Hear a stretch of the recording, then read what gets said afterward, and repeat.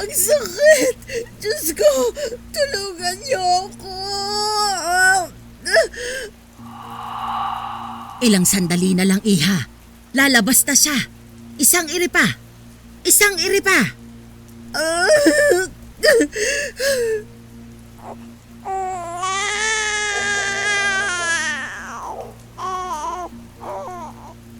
Diyos ko!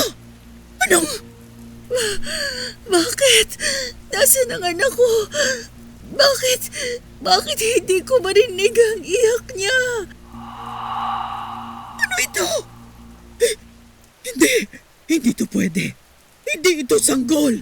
Reyna! Anong ibig mong sabihin? Ibigay mo sa akin ang anak ko. Ibigay mo siya sa akin. Hindi mo ito anak, iha. Sa anak ito. Hindi. Anak ko yan. Ibigay mo. Layuan mo kami. Layuan mo kami. Masamang espiritu. Anak ko.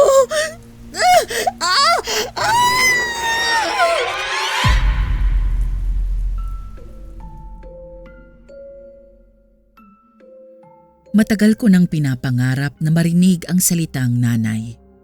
Sa bawat umagang nagigising ako, ay tanaw ko mula sa aming bintana ang mga magulang na may karga-kargang sanggol, may mga matang puno ng pagmamahal at halakhak na umaalingaw-ngaw sa hangin.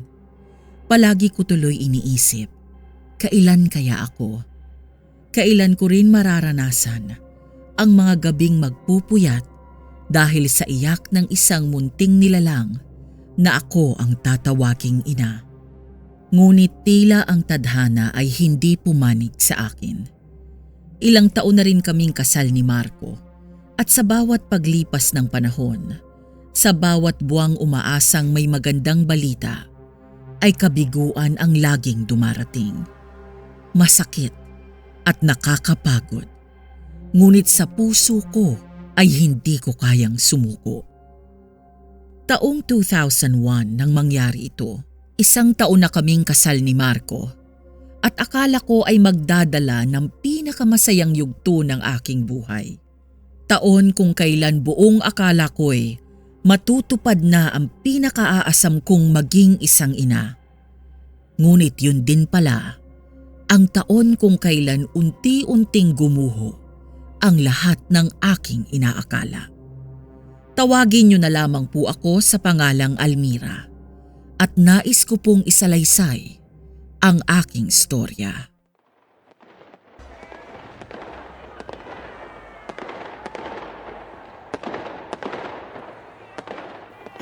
Almira! Tumingin ka sa langit! Ang ganda, di ba? Oo, ang ganda. Parang ang dami-daming bituin na sumasabog. Ang saya.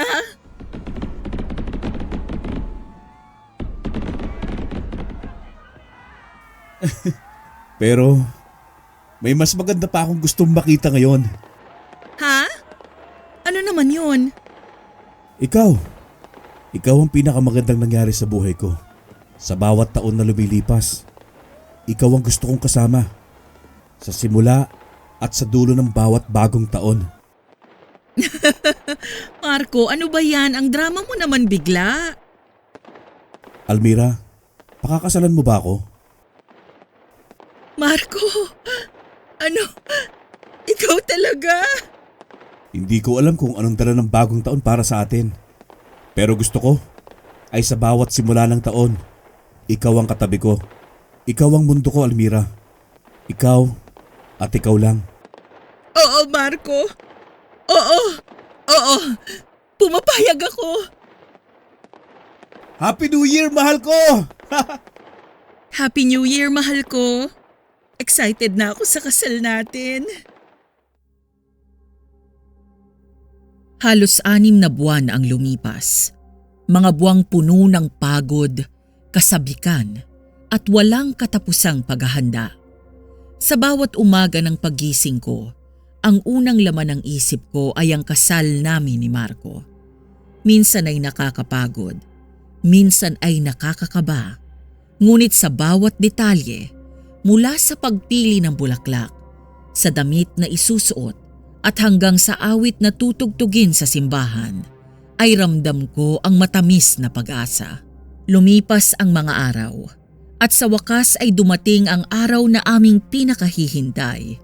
Ang araw na minsan ko lamang pinangarap at ngayon ay tunay na ngang magaganap. Sa silid na puno ng puting bulaklak at malalambot na tela ay naramdaman ko ang bigat at saya ng sandali. Nakaharap ako sa salamin. Nakasuot ng damit na ilang beses kong pinangarap suotin. Maputi, malambot ang tela, kumikislap ang bawat detalye at parang isinadya para sa akin. Sa bawat hininga ko ay ramdam kong naroon si Marco at naghihintay. Sa simbahan, habang bumubukas ang malalaking pinto ay bumungad sa akin ang mahabang pulang alpombra. Sa magkabilang gilid ay makikita ang mga ngiti ng aming pamilya, kaibigan at mga mahal sa buhay. Lahat ay nakatingin, nakangiti at tila sabik na ring masaksihan ang araw ng aming pagsasama. Sa dulo ng pasilyo ay naroon si Marco. Nakasuot ng itim na Amerikana, maayos ang buhok at may ngiting puno ng pangako. Hindi na kailangan ng mga salita. Sa tingin pa lamang niya ay alam kong naroon ang lahat ng dahilan kung bakit ko ginustong makarating sa araw na ito. Sa bawat hakbang ko ay parang mabagal na pagsayaw sa isang awit na kami lamang ang nakaririnig. Ang liwanag ng araw na pumapasok sa malalaking bintana ng simbahan ay nagbigay liwanag sa kabuuan ng lugar at tila isang basbas mula sa langit. Sa harap ng altar ay nakatayo kaming magkatabi. Ang bawat bahagi ng seremonya ay tila isang panaginip. Ang singsing na isinuot niya sa aking daliri ay simbolo ng lahat ng pinagdaanan at ng lahat ng haharapin pa namin. Ang simpleng sulyap ni Marco ay tila nangakong hindi na ako muling mag-iisa sa pagbati ng pari na kami ay ganap ng mag-asawa. At pumailan lang ang marahang tugtog ng musika, kasabay ng palakpakan ng lahat. Sa sandaling yun, sa bawat ngiti at luha ng kagalakan, ay alam kong natupad na ang matagal ko nang pinapangarap.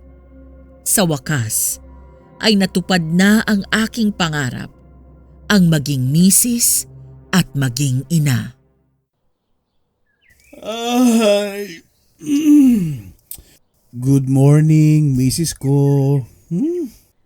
Ano ba? Ang aga-aga, Marco eh. Uy, totoo naman di ba? Misis na talaga kita. Teka, ilang anak kaya gagawin natin? Ha?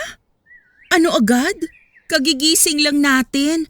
Anak na agad ang iniisip mo. Siyempre, habang bata pa tayo. Ano sa tingin mo? 1, 2, 3? Isa lang muna. Tingnan natin kung kakayanin mo. 1 lang? Ang boring naman. Gusto ko 5. 5? Marco, paano kung puro lalaki? Kawawa ko sa bahay, di puro kalat niyan. Ano ka ba? Mas okay kung maraming lalaki. May basketball team tayo. Ako ang coach. Basketball team ka dyan. Gusto ko may babae. Yung kamukha ko. Ay, kung babae, dapat kamukha mo. Pero kung lalaki, syempre kamukha ko. Para panalo. Ay wow, ang kapal. Gusto ko kambal. Isang lalaki, isang babae. Kambal? Ay, mas maganda yun. Pero teka, paano kung triplets? Mas masaya. Lord, tulungan niyo po ako. Mukhang gusto kong pahirapan ng asawa ko. Oh. Kahit ilan pa yan, Almira. Basta ikaw ang kasama ko. Kahit 10 pa. Sigurado ka? 10? Baka ikaw ang sumuko. Subukan natin. Akala namin ni Marco ay madali lang ang lahat. Akala namin ay sapat na ang pagmamahal, sapat na ang kasal, at darating na lang ang biyayang pinapangarap namin, ang magkaroon ng anak. Sa mga unang buwan na puno kami ng pag-asa, sa bawat pagkakataong sinusubukan naming makabuo at dama namin ang pananabik. Sa tuwing mayroong posibilidad ay pinupuno namin ang aming mga sarili ng mga pangarap. Kung sino ang kamukha, kung anong pangalan ang ibibigay, at kung anong klase ng mga magulang kami magiging. Ngunit sa bawat paglipas ng buwan, sa bawat negatibong resulta, ay unti-unti ring nababawasan ang saya sa aming mga mata. Sa halip na kagalakan, ay napalitan ito ng kaba at tahimik na pagkabigo. Sa tuwing dumarating ang panibagong araw ng pagsubok, ay nauuwi lamang ito sa parehong resulta at walang pagbabago. Mas lumalim ang bigat sa bawat pagkakataong kailangang ngumiti sa mga pagbati ng iba, sa mga tanong kung kailan kami magkakaanak. Ang bawat simpleng biro ng iba ay tila mga salitang humihiwa sa aming dibdib ng paulit-ulit.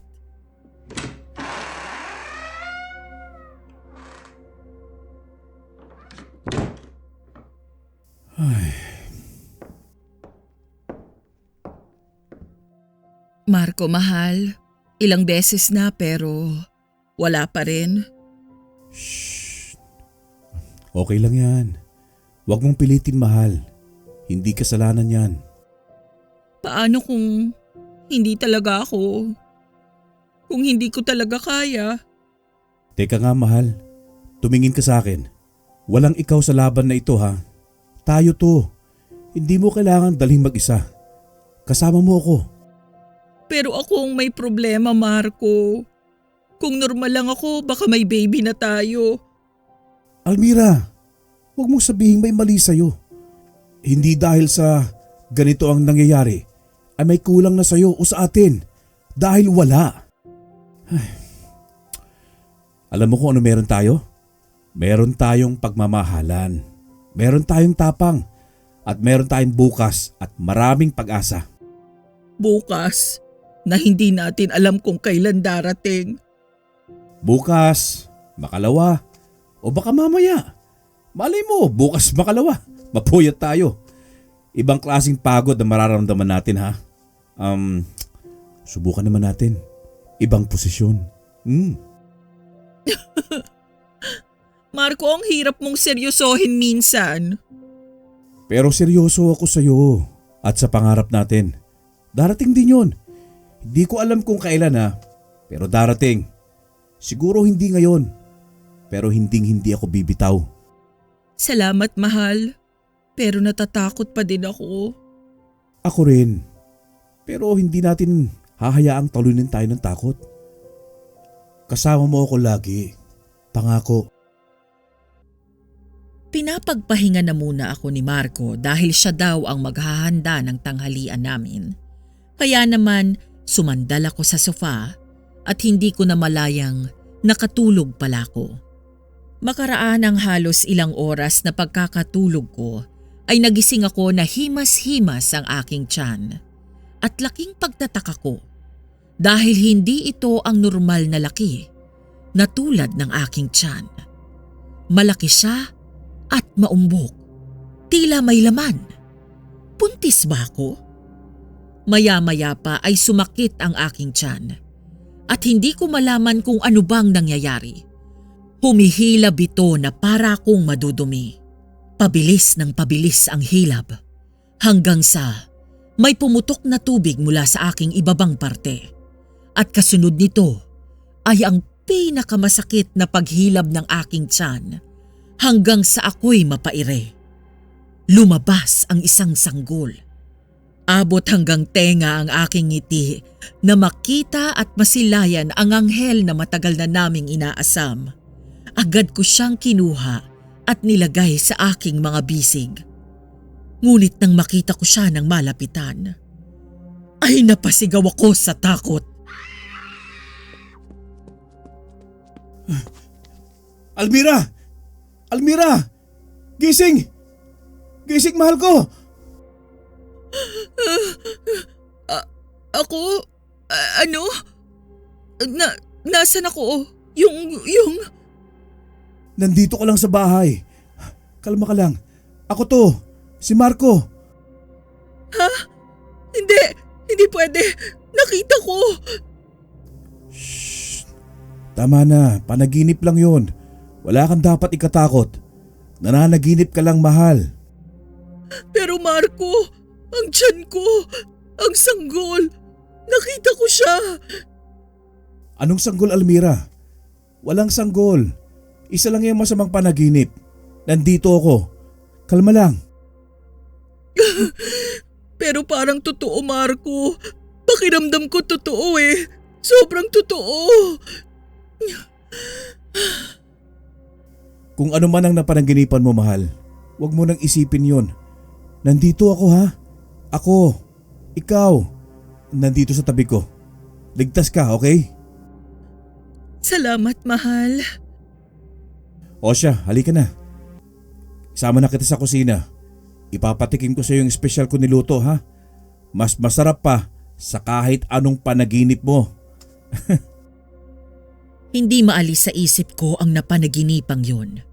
Paulit-ulit na bumabalik sa aking isipan ang bawat detalye. Ang kakaibang laki ng aking tiyan, ang matinding sakit, at ang nakakikilabot na anyo ng sanggol na sa halip na magdulot ng tuwa ay nagdulot ng matinding takot sa akin.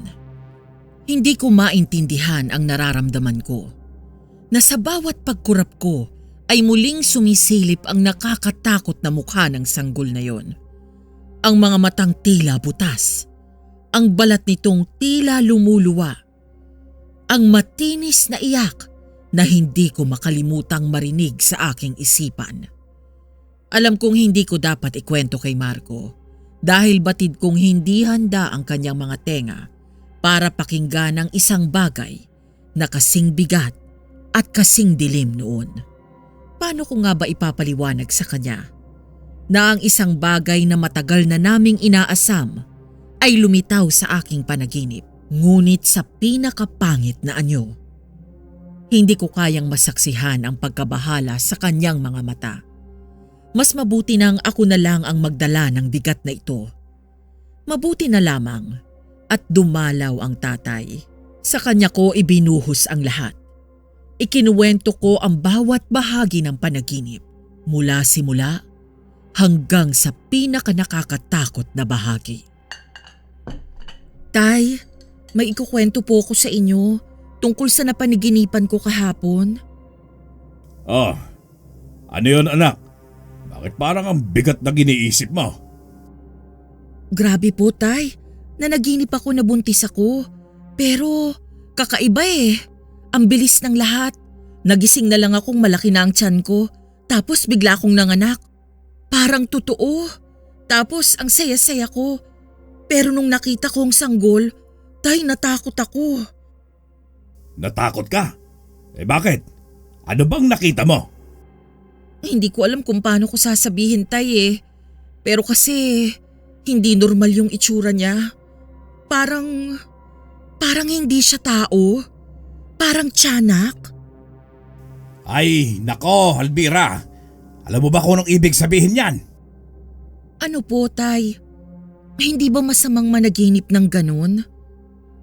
Ay, hindi, anak. Isa yang magandang pangitain. Magandang pangitain? Pero tay… Oo. Alam mo ba, sa mga matatanda, ang panaginip tungkol sa tiyanak ay kabaligtaran ng ibig sabihin. Kung anong nakakatakot sa panaginip, siya namang maganda sa realidad. Ang sanggol sa panaginip mo, kahit saan yung tiyanak, ay simbolo ng paparating na biyaya. Totoo po ba yan, tay? Oo naman. Nakikita ko na. Malapit na kayong magkaanak ni Marco. Kaya anak, maging handa ka. Isa yan sa mga palatandaan. Sa hindi mo inaasahan ay darating din ang pinakahihintay niyong biyaya. Naku, sana nga po. Sana nga. Kasabay ng pag-asa at ginhawang hatid ng mga sinabi ni tatay, ay isang malaking pagbabago ang dumating sa buhay namin ni Marco. Sa hindi inaasahang pagkakataon, ay kinailangan siyang humalili sa pagdi-deliver ng kanilang mga produkto sa iba't ibang lugar. Kulang na raw sila ng tao at wala ring ibang maaaring asahan sa trabaho.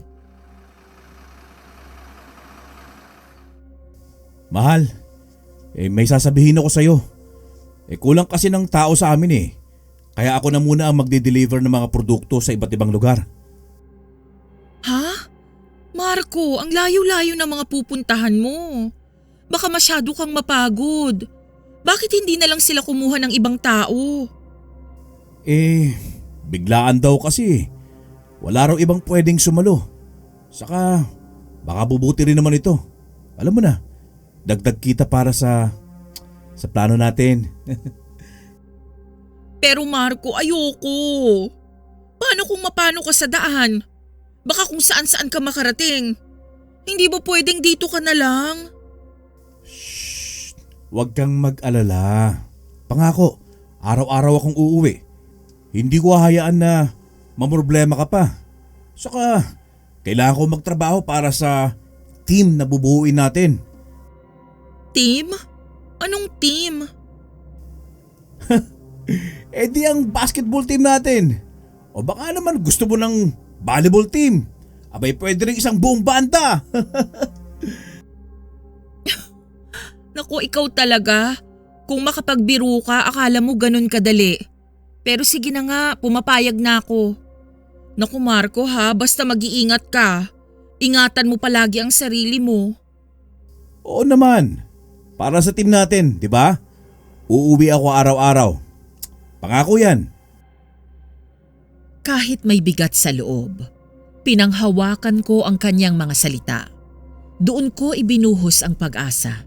Ang paniniwala na darating din ang araw na makakabuo kami ng pamilya. Ngunit sa puso ko, nanatili ang isang hindi maipaliwanag na kaba na para bang may paparating na hindi inaasahan. Lumipas ang mga araw na nasanay rin ako sa maghapong hindi umuwi si Marco at tuwing dapit hapon na lamang kami nagkakasama, palagi siyang may pasalubong sa akin at hindi pumapalya sa mga kwento niya na nararanasan niya sa kanilang biyahe. Ni minsan ay hindi siya pumalya ng uwi. Palaging sa pagitan ng alas 6 at alas 7. Pero hindi ng gabing yun.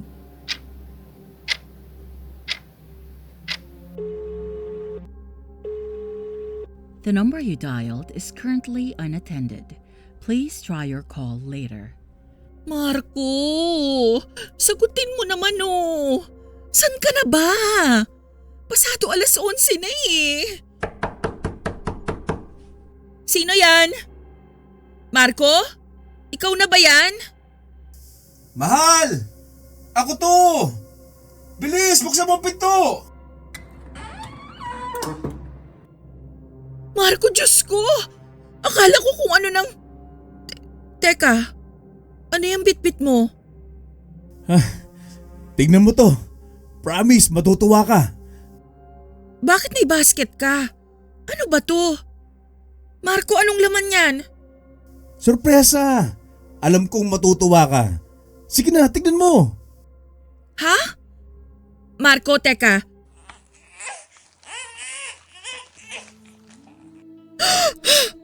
Sanggol?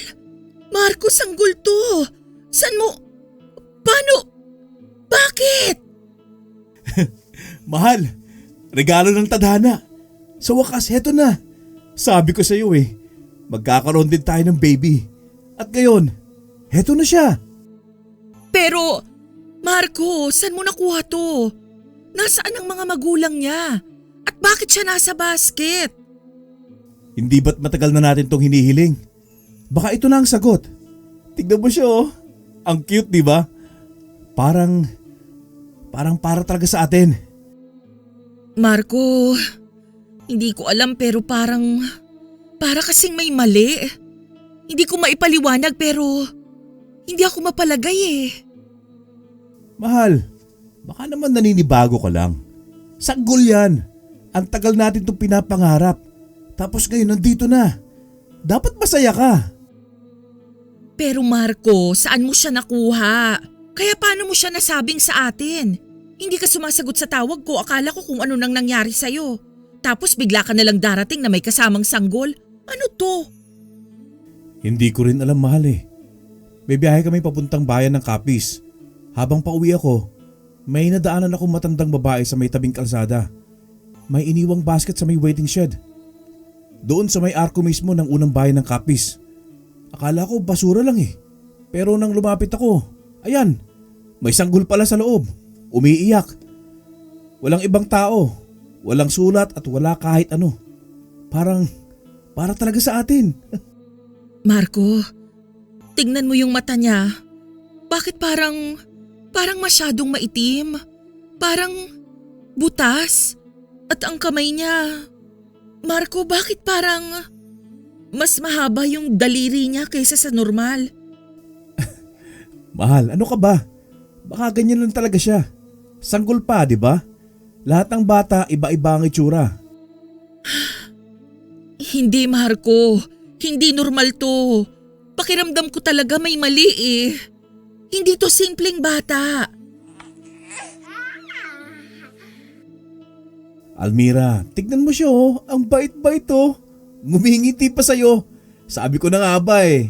Para sa atin talaga siya. Pero, Marco, paano kung… Walang pero. Bihira na tayong bigyan ng pagkakataon. Ilang beses na tayo nadurog sa tuwing malalaman nating wala pa ring bungang pagsubok natin. Ngayon, narito na siya. Isang sanggol na isang biyaya. Pero hindi natin siya kilala. Paano kung may ibang naghahanap sa kanya? Paano kung may dahilan kung bakit siya naiwan sa lugar na pinagkuhanan mo? Mahal, tignan mo siya oh. Ngayon pa lang, parang napapatawa na siya. Ramdam ko mahalaga siya para sa atin. Wala naman sigurong masama kung aalagaan natin siya. Di ba? Baka ito na ang simula ng pamilyang pinapangarap natin. Ay, ang ngiti niya. Parang may kung anong humihila sa puso ko. Oh, di ba? Sabi ko sa'yo eh. Para sa'yo ang ngiting yan. Bakit parang ikaw ang pumili sa amin, ha?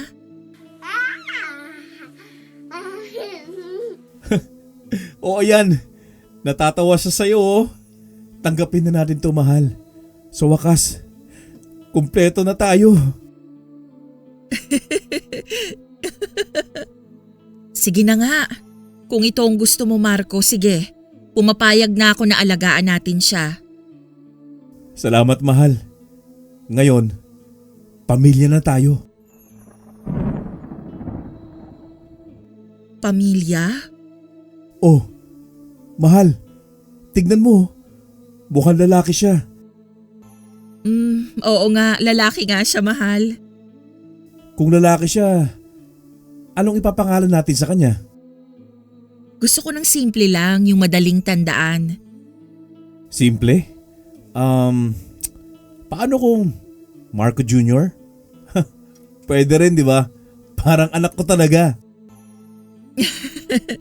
Naku, ambisyoso ka talaga. Hindi bagay. Ganun ba? O sige, ikaw na mag-isip. Ikaw naman ang nanay eh. John. John? Bakit John? Hindi ko alam. Basta nang tinitignan ko siya, parang naramdaman kong yun ang pangalan niya. Simple lang, malambing, parang ang sarap ulitin. John. Oh, narinig mo yon? Parang natuwa siya sa pangalan na binigay mo, mahal. Ano, gusto mo ba yon, John? Aba, mukhang approve nga sa kanya eh. Di, John na. John, ikaw na si John namin. Sa wakas may pangalan na siya. Kumpleto na tayo. John!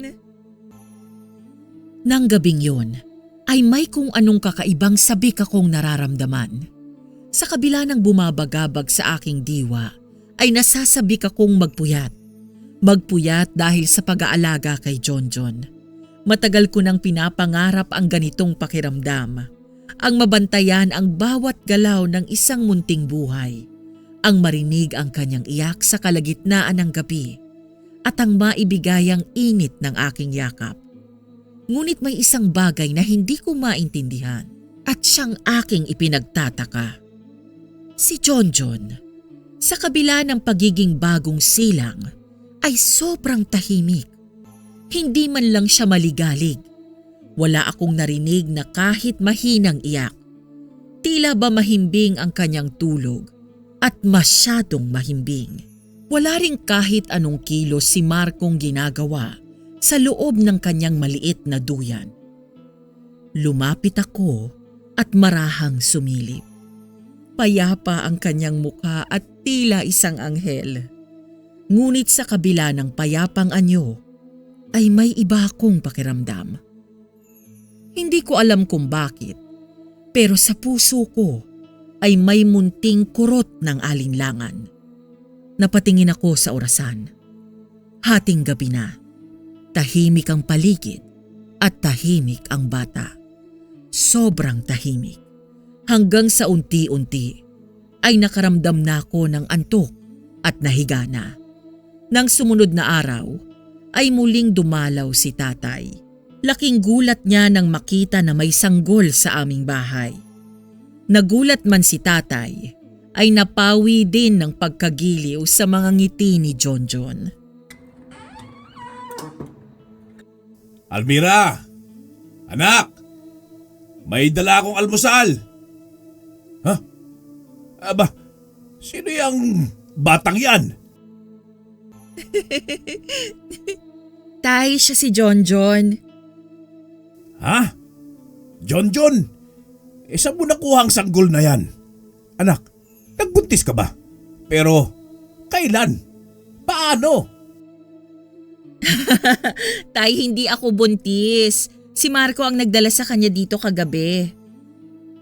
Si Marco? Nagdala ng sanggol? Anak, anong ibig mong sabihin? Bata yan, hindi tinapay na basta na lang iuuwi. Matagal ko ng pangarap to, Tay. At sabi ni Marco, biyaya raw ito. Tanggap na namin siya. Ay, nako, tumawa siya. Abay, kapakagandang bata naman dire. O di ba, Tay? Parang ang bait-bait niya. Tahimik lang, hindi man lang umiiyak. Tahimik? Hindi umiiyak? Abay, kakaiba yan ah.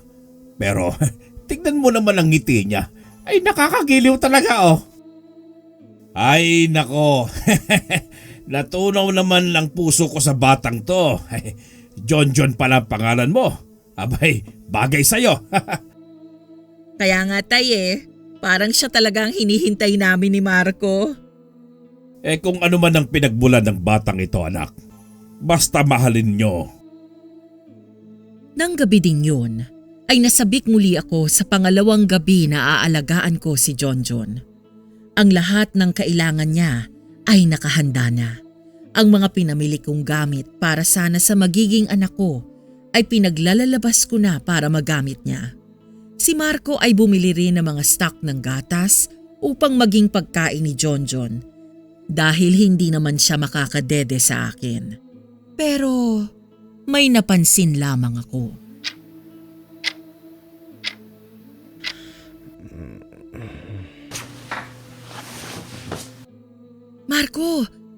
Marco, gising! Uy, anong oras na? Bakit? Anong nangyari? Alauna na. Diyos ko, napasarap ang tulog natin. Si John baka nagugutom na yun. Ano? Alauna? Aba, ang himbing ng tulog natin ah. Pero teka, hindi ba dapat iiyak na yung bata kung gutom siya? Yun nga ang iniisip ko Simula nang dumating siya dito, ni minsan hindi pa siya umiyak para dumede. Hindi ba dapat kahit papano? Baka mamaya gutom na. Tignan ko nga. John. Ang himbing pa rin ang tulog niya oh. Grabe, parang hindi gumagalaw. Pero ang payapa niyang tignan no. Marco, hindi ba nakakabahala to? Kahit bagong silang na sanggol, umiiyak dapat. Nagugutom, umiihi, umiiyak. Pero si John kasi. Baka ganun lang talaga siya. Swerte ka natin at hindi niya tayo pinupuyat eh. Relax ka lang mahal. Pero Marco, hindi ba sabi ng OB dati, ang sanggol dapat kada ilang oras napapadede. Wala man lang tayong naririnig sa kanya kahit isang iyak. Oh, narinig mo yon? Oo, pero tulog pa rin siya. Baka ganyan lang talaga siya. Mabait na bata, kaya walang problema. Sana nga Marco, sana nga. Nang sumapit ang ikatlong araw mula nang dumating si John sa aming tahanan, ay isang nakakakilabot na balita ang gumimbal sa aming katahimikan. Habang abala ko sa pag-aayos ng aming almusal, ay narinig ko ang ingay mula sa labas. Mga bulong-bulungan, halakhak na may halong kaba, at tila nagmamadaling mga yabag. Lumabas si Marco upang alamin ang nangyayari. Wala siyang trabaho ng araw na yon dahil linggo. Pagbalik ni Marco, ay bakas sa kanyang mukha ang pagkabahala. Almira, may nangyaring kakaiba sa labas. Ha? Anong nangyari? Bakit ang ingay sa labas?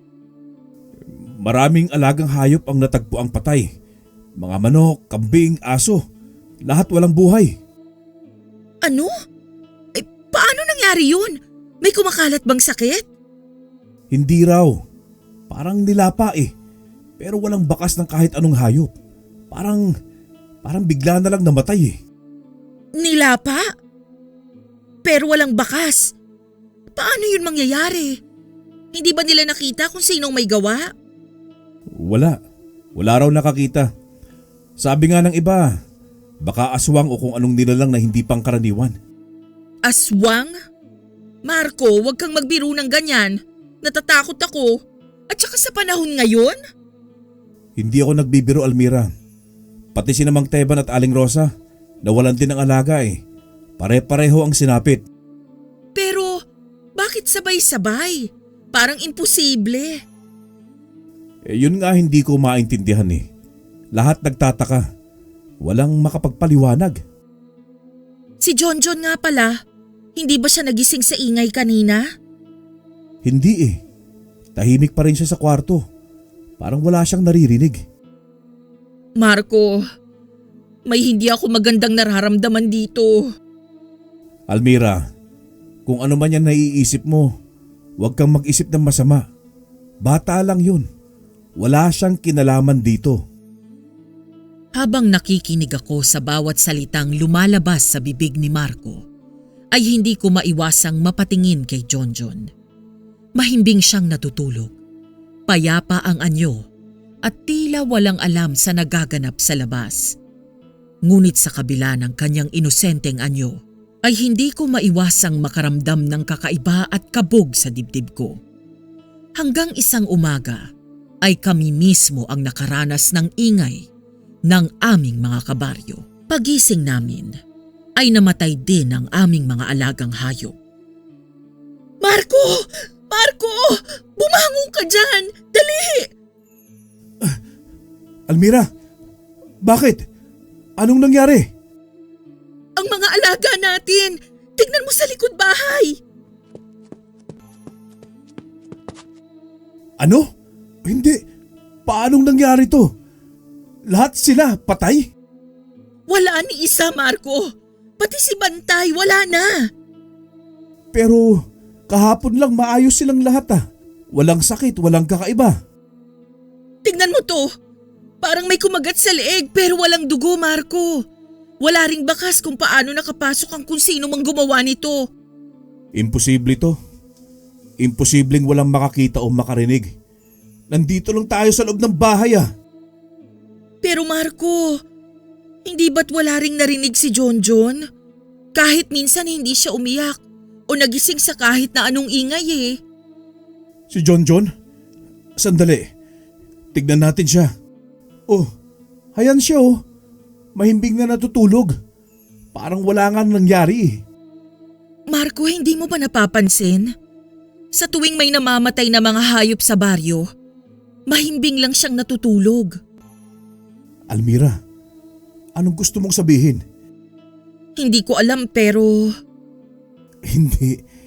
Hindi, bata lang yan. Walang kinalaman si Jonjon dito. Oo, pangarap kong magkaanak. Yung tatawagin akong nanay, yayakapin ko sa gitna ng gabi at aalagaan ko kahit mawalan ako ng tulog. Basta't maging maayos lang siya. Pero ngayong dumating na ang pagkakataon, ay bakit tila nais ko nang bawiin ang lahat ng kahilingan ko? Si Jonjon, isang sanggol na tila perpekto sa paningin, mahimbing matulog at laging nakangiti. Ngunit sa bawat ngiti niya ay may bumabagabag sa puso ko. Hindi ko maipaliwanag pero may bumabalot na kaba sa aking dibdib. Sa tuwing tinitignan ko siya ay para bang may bulong na dumarampi sa aking pandinig. Para bang may lihim na nakatago sa likod ng kanyang inosenteng muka. May malakas akong kutob at nararamdaman. Isang pakiramdam na hindi ko basta-basta maaaring ipagsawalang bahala. Tinawagan ko si tatay at inimbitahan ko sa bahay para makausap ko siya patungkol sa mga sinasabing tiyanak. Tay, butit nakarating kayo kaagad. Pasok po, dali. Oh, anak, ano bang napakahalagat nagmamadali kang pinapunta ko? Napakaaga pa. Tay, tungkol po to kay Jonjon. Kailangan ko po kayong makausap. Tungkol kay Jonjon? Bakit? May nangyari ba? Wala po. Yun nga ang problema eh. Ni minsan hindi siya umiyak. Kahit kailan. Tay, narinig niyo na ba yung tungkol sa mga tinatawag nilang tiyanak? Tiyanak? Almira, bakit mo naman naitanong yan? Delikado ang ganyang biro.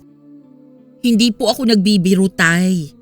Sa tuwing may balita na may namamatay na alagang hayop sa baryo, mahimbing lang siyang natutulog. At nung isang gabi, pati ang mga alaga namin, wala na rin. Almira, anong ibig mong sabihin? Sa palagay mo… May mali, Tay eh. May kutob akong baka hindi basta-bastang bata si Jonjon. Huwag kang magsalita ng ganyan. Baka marinig niya. Kung totoo man ang hinala mo, ay delikado tayong lahat. Tay, narinig niyo yun? Tumatawa. Pero parang may iba sa tawa niyang yun. Almira, anak, makinig ka sa akin ha. Kailangan nating alamin kung saan talaga nagmula ang batang yan. Baka may paraan pa para malaman ng katotohanan bago mahuli ang lahat. Almira, anak, may naisip akong paraan. Ano po yun, Tay?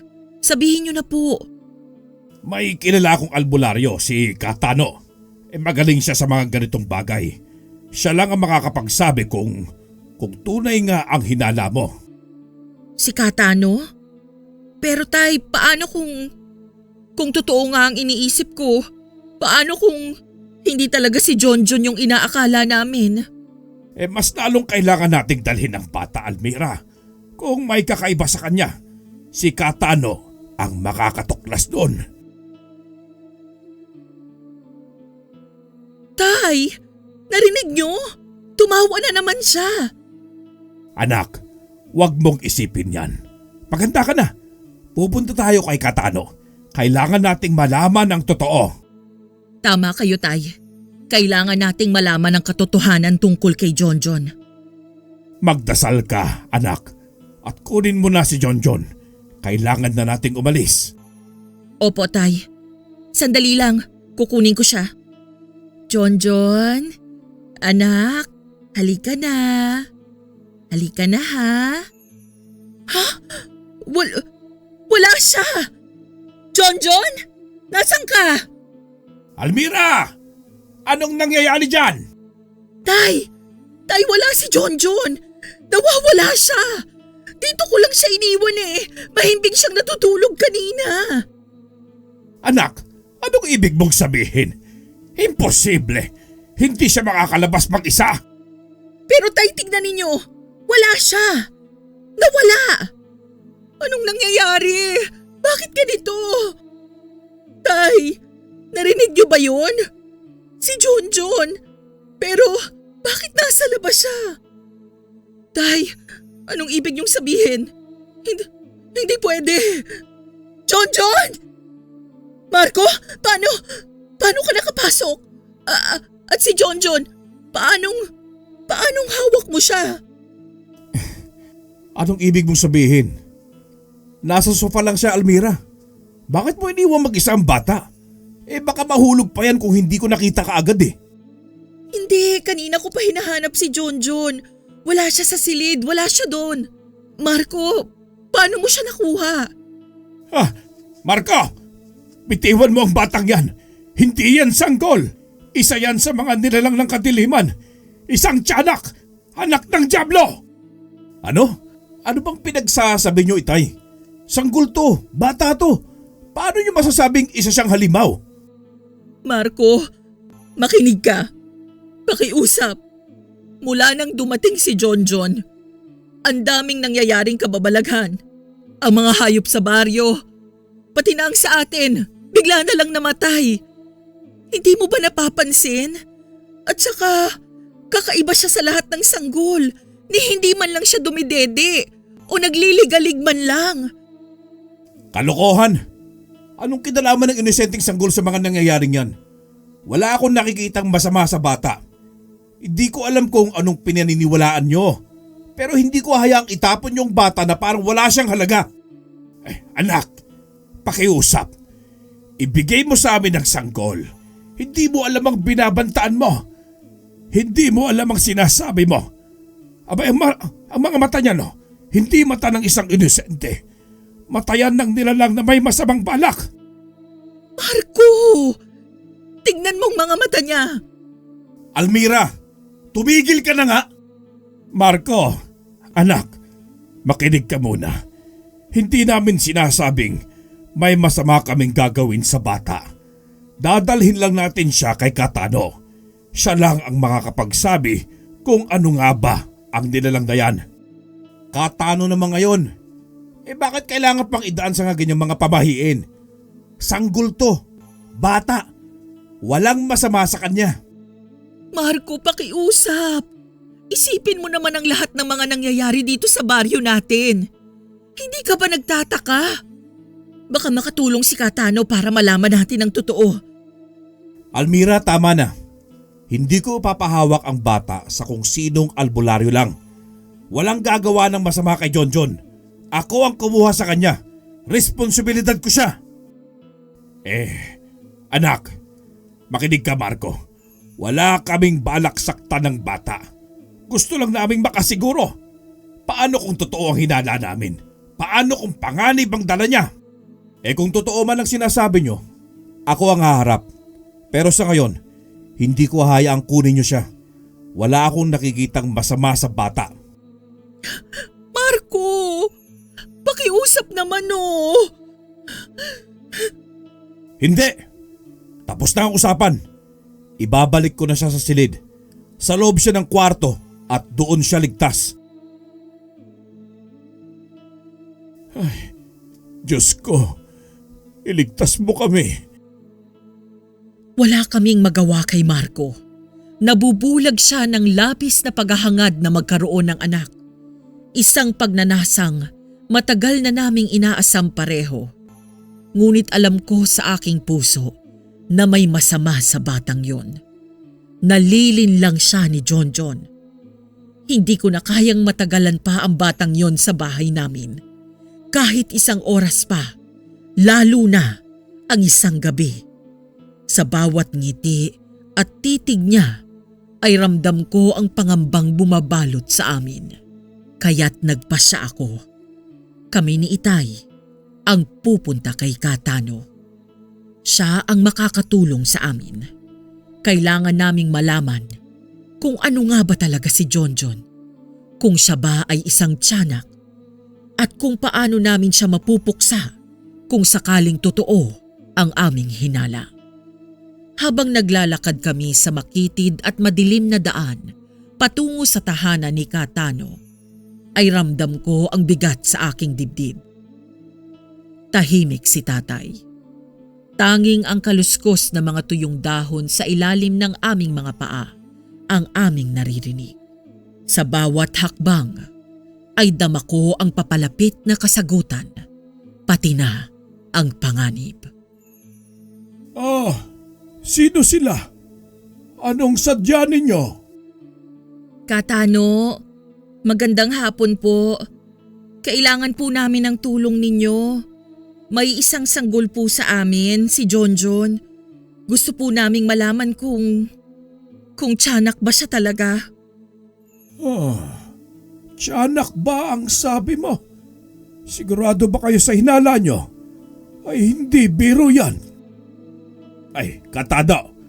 May mga alaga pong hayop na namamatay sa aming baryo. Pati po sa amin. Wala na rin ang mga alaga namin. Hindi po namin maintindihan Pero nang dumating ang sanggol na yon, saka lang nag-umpisa ang lahat. At si Jonjon, Katano, hindi po siya umiiyak. Hindi rin po nakakaramdam ng gutom. Parang kakaiba po talaga siya. Kung tunay ngang tiyanak ang bata, ay may mga paraan para malaman natin. Pero kailangang dalhin niyo siya rito. Dito sa aking kubo. Makikita natin ang katotohanan. Hindi po ganun kadali, Katano Hindi po pumayag ang asawa ko. Akala niya talaga biyaya ang bata sa amin. Kung gayon, ay may mas mabigat tayong problema. Pero may isa pang paraan Kailangan natin ng isang bagay na ginamit ng bata. Damit, laruan, o kahit kumot man lang. Sa pamamagitan nun ay malalaman natin kung anong uri ng nilalang ang dinadala nyo sa inyong tahanan. Salamat, Katano. Kukunin namin ang anuman sa mga gamit niya. Kailangan na naming matapos ang dinubyong ito. Magmadali kayo. Kapag sumapit ang hating gabi ay mas lalong lumalakas ang kapangyarihan ng tiyanak. Dapat ay malaman natin ang katotohanan bago pa mahuli ang lahat. Kailangan na nating bumalik. Sana hindi pa huli ang lahat. Agad-agad kaming bumalik ng bahay upang kunin ang telang nakabalot sa basket na pinaglalagyan ni Jonjon. Nagmadali kaming dinala yon kay Katano at laking gulat namin nang kinumpirma niya ang aming hinala. Walang duda. Ang telang ito ay may bakas ng itim na mahika. Tiyanak nga ang batang si Jonjon. Totoo nga ang kutob ko, pero paano? Paano namin siya mapupuksa? Katano, anong dapat naming gawin? Nasa bahay si Marco kasama ang bata. Baka mapahamak siya. Mag-isa lang siya sa bahay kasama si Jonjon. Huwag kayong mag-alala. Hindi gagalawin ng tiyanak ang taong nagmamahal sa kanya. Ramdam ng nilalang na yon ang pagtingin at pagkaliga ni Marco. Sa ngayon ay ligtas siya. Bakit ganito? Bakit hindi ko kayang ibigay kay Marco ang anak na galing sa sarili naming dugo? Sa tuwing nakikita ko siyang masaya sa piling ng batang yon, pakiramdam ko wala akong silbi. Anak, huwag mong sisihin ang sarili mo. Hindi mo kasalanan ang lahat ng ito. Mahal ka ni Marco. Kahit kailan, hindi magbabago yon. Pero tay, Paano kung si Jonjon na ang anak na pinapangarap ni Marco? Paano kung mas piliin niya ang batang yon kesa sa akin? Hindi ko alam kung kakayanin ko. Ang tiyanak ay tuso. Gagamitin niya ang kahinaan ng tao, ang kanilang mga pangarap, ang kanilang mga pagkukulang. Pero tandaan mo ito, hindi niya tunay na anak si Jonjon. Hindi niya kayang palitan ng pagmamahal ng tunay na pamilya. Kung gusto mong mailigtas si Marco, ay kailangan mong ipaglaban siya.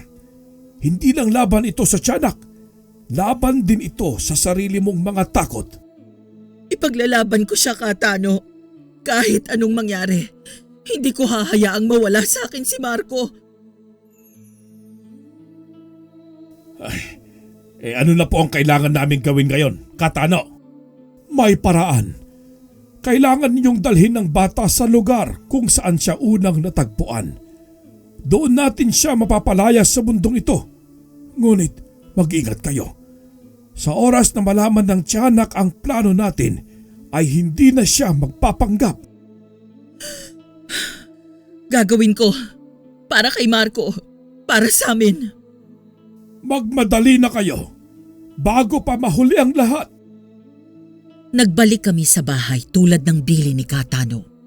At sa pagkakataong ito ay kasama na namin siya upang may kumontra sa tiyanak kung sakaling magbagong anyo ito. Mabuti na lamang at tulog na tulog si Marco nang abutan namin sa bahay. Maging si Jonjon ay tulog rin. Mabilis kong kinuha ang basket at dahan-dahang inilagay si Jonjon doon. Kinakabahan ako at puno ng bagabag. Pero dahil sa mga pabulong na orasyon ni Katano, ay tiwala akong ligtas ako. Ligtas kami. Sa wakas, ay matagumpay naming nakuha si Jonjon at mahimbing pa rin itong natutulog. Ganon din si Marco. Iniwan na muna namin siya at kaagad kaming nagtungo sa lugar na sinabi niya kung saan niya napulot ang sanggol. Sa arko ng unang bayan ng Capiz. Babalikan kita, mahal. Matatapos na ang pangamba sa buhay natin. Habang nasa daan, ay malapit na ring kumagat ang dilim. Pagkatapos ng halos 1 oras naming biyahe, ay narating din namin ang lugar kung saan napulot ni Marco si Jonjon. Inakala kong doon na matatapos ang lahat. Ngunit biglang nagising si Jonjon. Mula sa tahimik at inosenteng anyo, ay bumangon ito na para bang may humihila sa kanya mula sa dilim. Dahan-dahan siyang lumingon sa akin. At isang iglap ay nagbago ang kanyang anyo.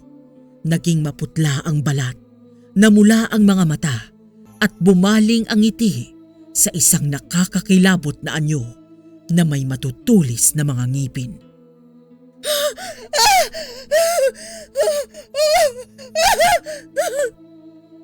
Mabilis na umatake si Jonjon sa akin. Ang bilis niya. Hindi ko man lang nakita ang galaw niya. Narinig ko ang sigaw ni tatay sa likuran. Si Katano naman ay tila nawala sa sarili. Nakita ko siyang nanginginig. Hawak ang kanyang anting-anting. Ngunit wala itong bisa. Natigilan ako sa kaba. Kakagatin na sana ako ni Jonjon. Ang malamig niyang hininga ay ramdam ko na sa leeg ko. Malapit na. Wala na akong magagawa. Nang biglang, mula sa dilim, ay may isang malakas na tinig ang umalingaw-ngaw. Tumigil ka na! Isang babae ang lumitaw. Maputla, ngunit maliwanag ang presensya. Mahaba ang kanyang buhok, nakasuot ng maputlang damit. At sa kanyang mga mata ay makikita ang isang malalim na lungkot. Lahat kami ay napalingon sa kanya. Tumigil si Jonjon. Unti-unting bumalik ang anyo niya sa isang sanggol. Ngunit ang kanyang mga mata ay nanatiling pula. Hindi ako makapaniwala. Lumapit ang babae, dahan-dahan, at kinausap muli si Jonjon.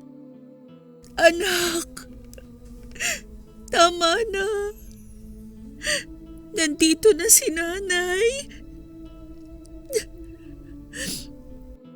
Sa isang iglap ay naging kalmado si Jonjon na tila ba ramdam niya ang kalinga ng tunay niyang ina. Isang ina na nagmamahal sa kabila ng kanyang tunay na katauhan. Ikaw ang ina. Pero paano nangyari ito? Bakit niyo siya iniwan sa lugar na ito? Hindi ko siya iniwan ng basta-basta. Dinala siya rito ng komadrona. Ito ang tanging lugar kung saan siya dapat masikatan ng araw. Upang makabalik siya kung saan siya nararapat. Makabalik? Makabalik saan? Isa siyang tiyanak. Isang sumpa. Ay, Diyos ko. Pero bakit iha? Bakit ka isinumpa? Dahil sa akin. Dahil sa aking pagkakamali. Nahumaling ako sa pag-aaral ng kulam. Akala ko makakamtan ko ang lahat. Kapangyarihan, kayamanan. Ngunit sa halip, isang sumpa. Pero kung ganun, paano natin siya mapupuksa? Paano matatapos ang lahat ng ito? Nang dinala ng komadrona ang sanggol dito, ay may isang huling hakbang na dapat ginawa. Sa oras na siya'y masikatan ng araw, ay iiwan niya ang senyales na wala na siya. Isang maliit na puting buto. Kailangang sunugin ang butong yon upang tuluyan siyang hindi na makabalik. Nang balikan ko siya, ay wala ang may kumuha sa kanya at naputol ang proseso. Kung hindi masusunog ang butong yon, mananatili siyang tiyanak. Mas makapangyarihan at mas mapanganib. Ang asawa ko ang nakakuha sa kanya, si Marco. Dahil hindi naman niya alam, inakala namin na biyaya siya. Akala namin siya na ang sagot sa pangarap naming magkaroon ng anak. Alam kong mahirap tanggapin, pero kailangan nating tapusin ito ngayon bago pa siya tuluyang mahulog sa dilim. Nagpasya na kaming lahat na hintayin ang umaga. Sa kabila ng antok, puyat at pagod, ay sabay-sabay naming hinarap ang unang sikat ng araw. Sa pagdampi ng liwanag sa katawan ni Jonjon, ay unti-unti siyang naglaho. Iniwan niya ang maliit na puting buto, ang huling senyales ng sumpa. Sinindihan namin yon at sa isang iglap ay natapos ang lahat. Tahimik kaming bumalik sa aming tahanan. Naroon si Marco at blanko ang mukhang naghihintay sa akin. Puno ng katanungan. Kalaunan ay pinaliwanag namin sa kanya at naniwala naman siya sa tulong ni Katano. Sa wakas ay may kapanatagan na sa aming isipan at diwa. Wala na ang takot at pangambang bumalot sa aming mga puso. Makalipas lamang ang halos isang buwan, ay isang hindi inaasahang milagro ang dumating. Ako ay nagdalang tao. Sa pagkakataong ito, ay isang tunay na biyaya ang dumating sa amin ni Marco. Buo ang aming pamilya. Masaya kaming namuhay, malayo sa dilim ng nakaraan at puno ng bagong pag-asa para sa hinaharap. Naway naibigan po ninyo ang aking kwento. Nakagigimbalman at nakakatakot ay batid kong kapupulutan ito ng aral. Isang aral na maging maingat sa mga bagay na madaling ibinibigay. Hindi lahat ng tila biyaya ay totoo at mabuti. Kailangang suriin at pag-isipang mabuti ang mga bagay na dumarating sa ating buhay. Lalo na kung tila masyadong perpekto o madali. Dahil ang tunay na biyaya ay dumarating sa tamang panahon. Maraming salamat po sa inyong pakikinig. Lubos na gumagalang, Almira.